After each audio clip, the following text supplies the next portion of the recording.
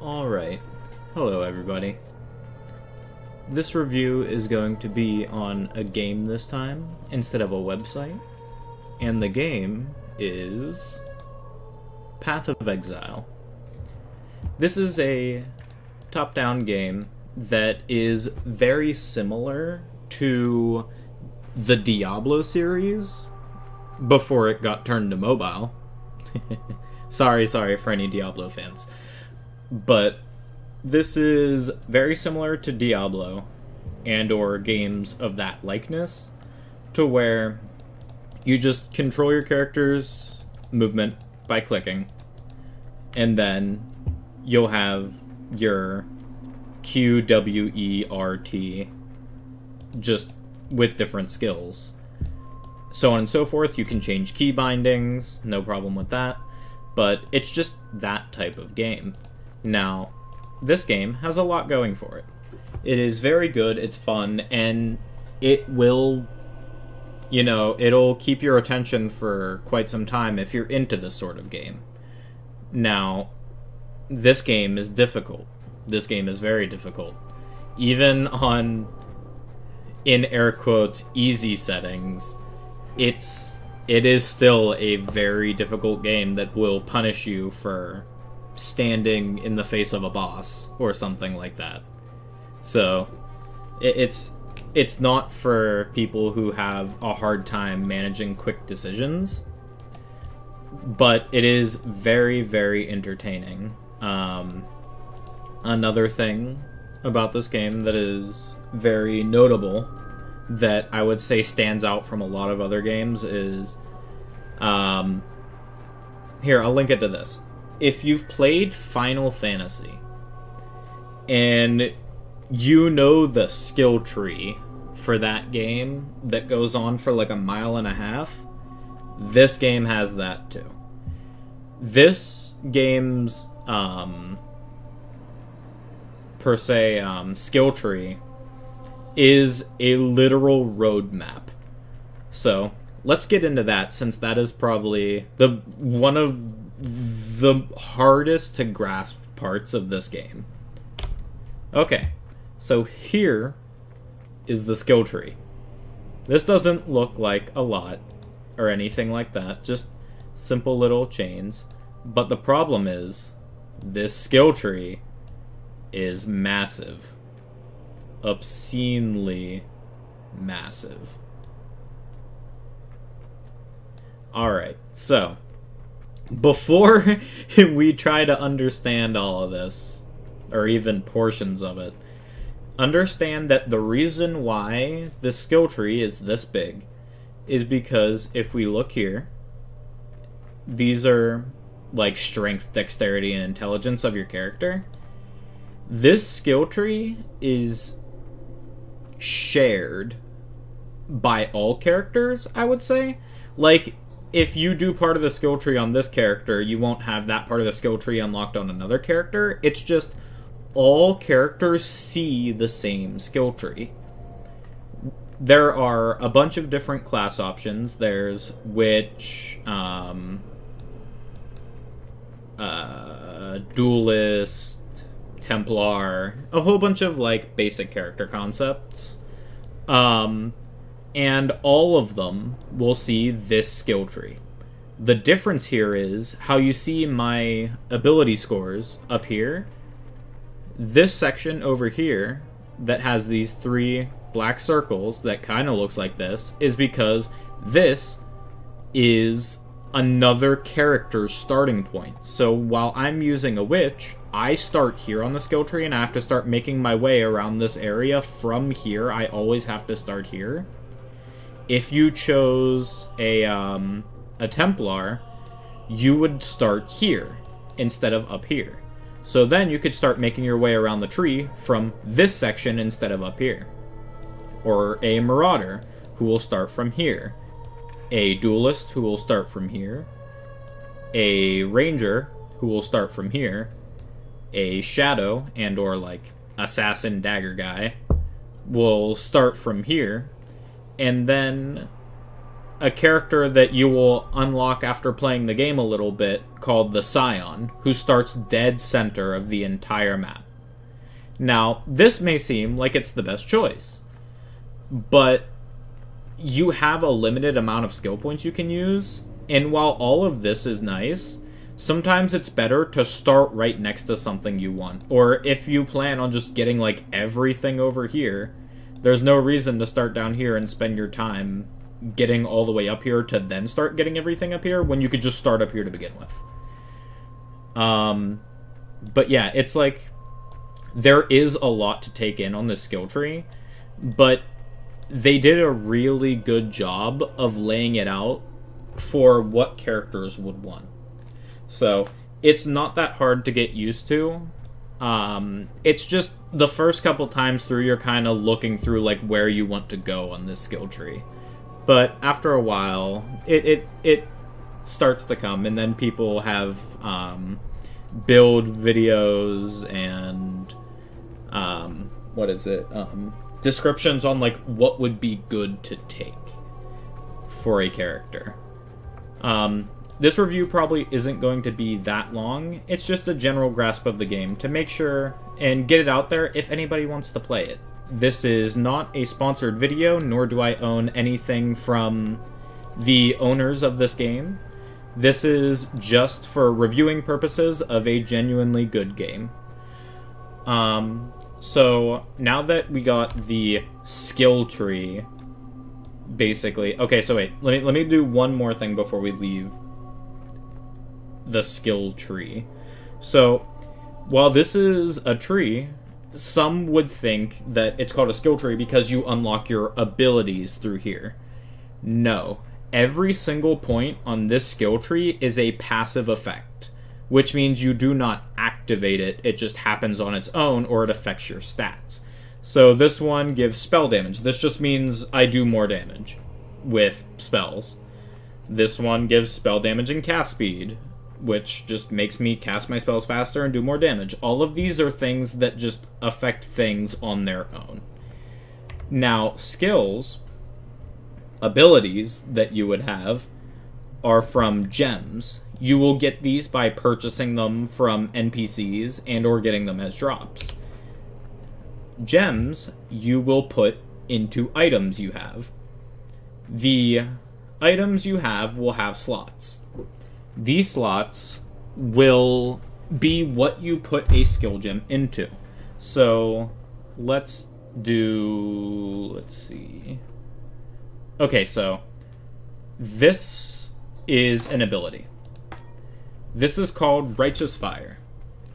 This skill gem is a blue gem, which means it can only go in a blue slot. You cannot place this gem in a red slot or in a green slot. You have to place it in a blue slot.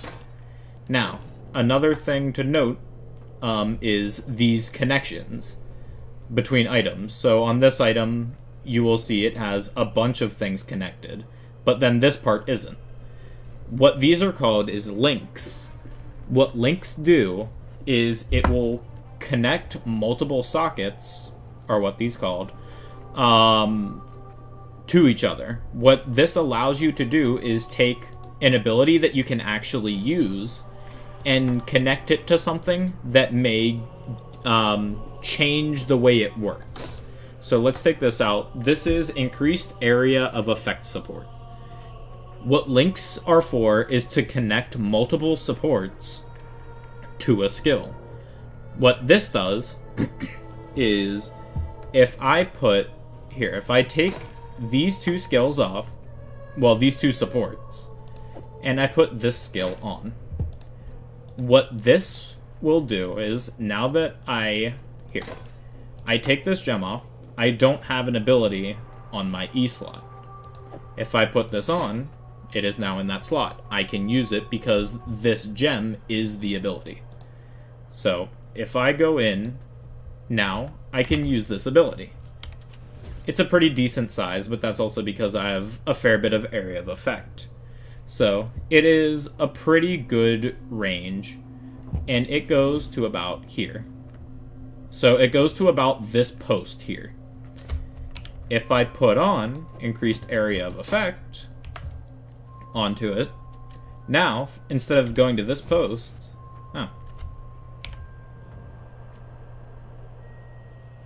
Oh, it's low level. Well, usually what this would do, right, is this would increase the range of an ability, but I don't have my support at high enough level for it to really do anything. So that's my bad. That was a horrible explanation. In the concept, so if it were a higher level to work, this ring that I make... Oh, see, it goes a little bit past the post now. Okay, so it usually goes to about this post. But then with increased area of effect, it'll go to about here because my level is bad. Let's see.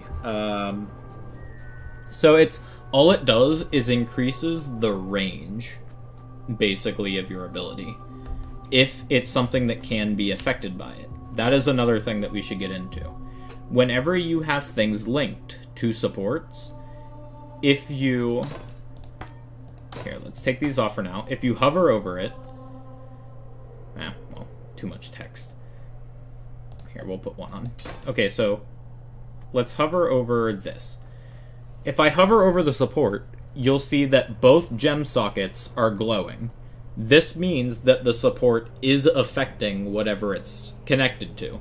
If something lights up, that means that it will work with it. So if I hover over this, it is affecting everything. All of these 4 gems right here are all supports that are all supporting this one gem. So that's what these links are for, is to power up your other abilities that you have. So that's kind of how you get abilities and manage them.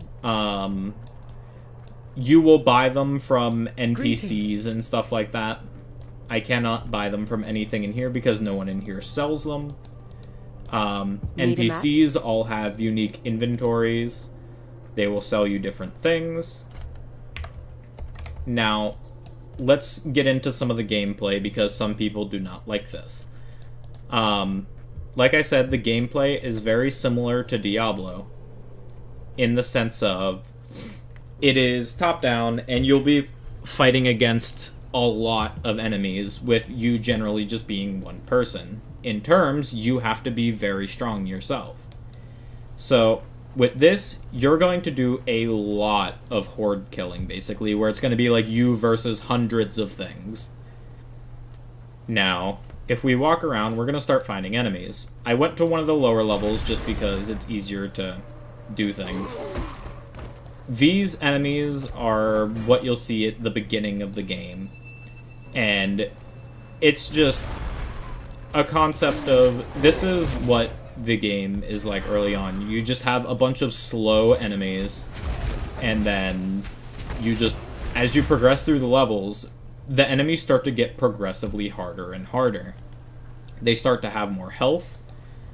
That's obvious just because they're higher level, but they're also passively increasing the difficulty because they're making enemies move faster, attack faster, so on and so forth. So you have to make decisions quick. You have to think on your feet, because if you stand in some spots, you will die. This character will probably die because I didn't do too good about creating this character.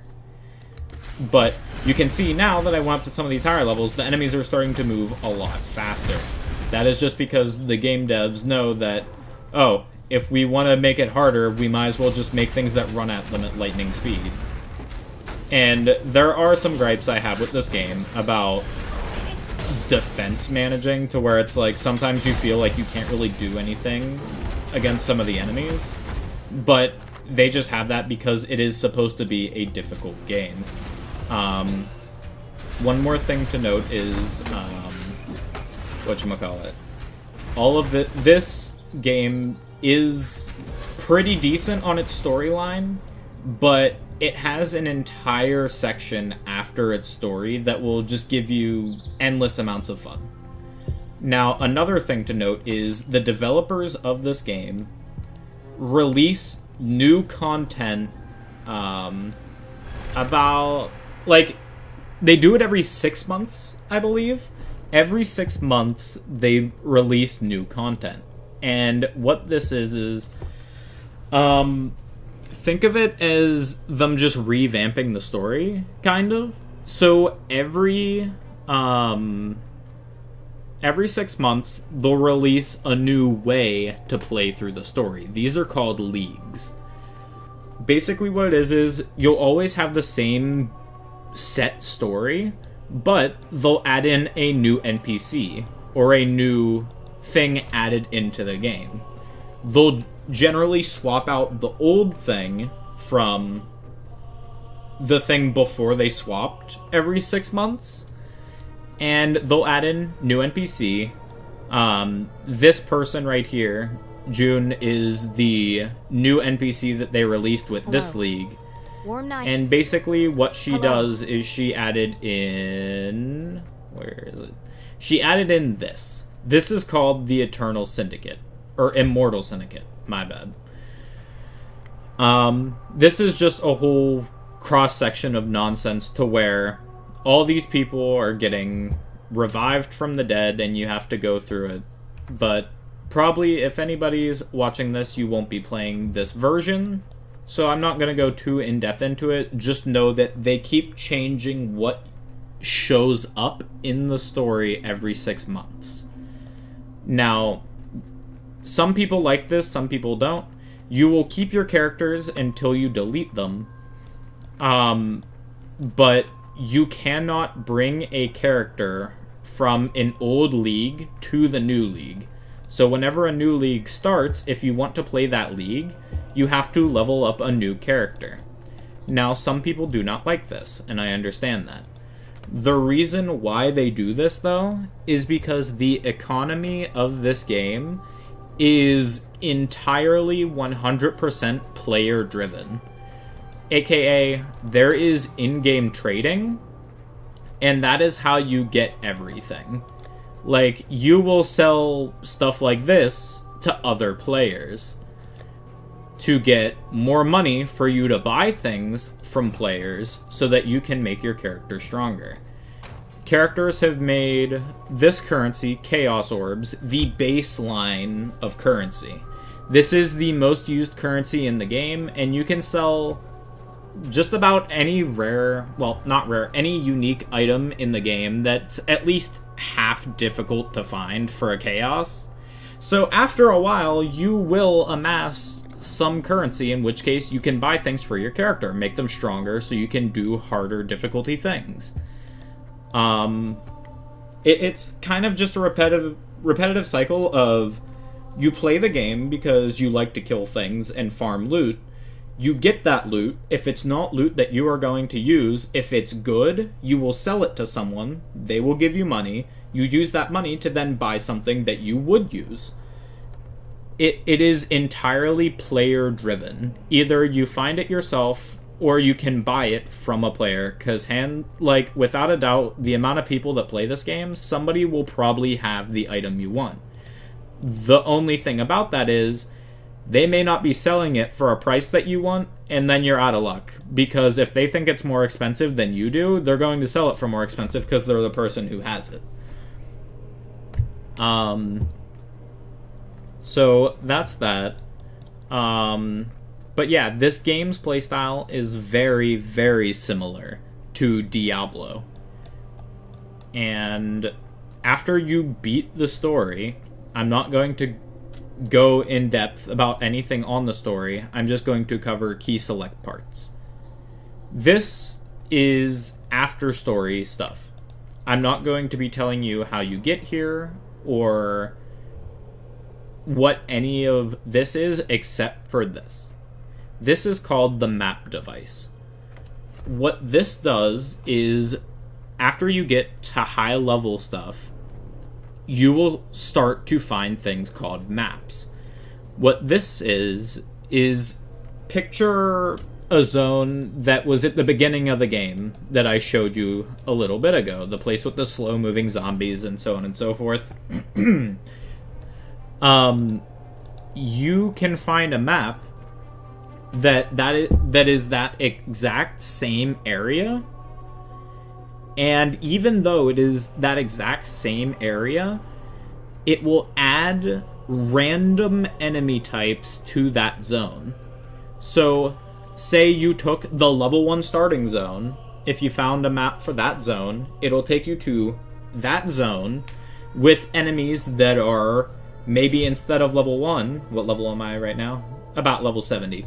It'll put about level 70 enemies in that zone, and instead of just always guaranteed being zombies or something like that, it'll put random enemy types in there, so you always have to deal with something new. So there's always the threat of going up against an enemy that you are just horrible against. So it always makes you think on your toes. But, if anything, that's about all I want to cover for this review. If you like Diablo top-down based games like this, give Path of Exile a shot. Path of Exile is a very fun game. It's a bit time-consuming, but it is very fun if you enjoy this type of game. You can really go in depth with your character creation if you like that sort of thing. I've spent way too much time on the character creation screen. But other than that, it's just Diablo, just not mobile now. It's not exactly Diablo, but it is the same concept. It is a very fun game, though, and I definitely recommend that you give it a shot. Well, thank you everyone for stopping around and listening to this review. Another thing to note before I go, though, is there is a slight amount of blood and gore. It's kind of cartoony, but it's there. And you can turn off gore. It is somewhere in the settings, but you can turn it off. It is somewhere in the midst of all of this. Well, all I know is there is some gore. It's not a lot. There is blooding stuff in some of the cutscenes and stuff like that. I am not sure if you can turn that off. So if you do not like blood and gore, that may be something to be wary of. So be careful of that. Like, it's pretty cartoony. Like, it's nothing, like, too bad, in my opinion. But then again, I'm not worried by stuff like that. If it's something that you are not happy with, I understand. Some people don't like blood and gore, and some people can't handle it. Just, in that sense, if you don't like blood and gore, be careful playing this. You might not enjoy the blood and gore, because I don't know if you can turn it off for everything. So just be wary of that. Other than that, that's about it. Thank you everyone again, and I hope to see you all around next time. Thanks for watching. Bye.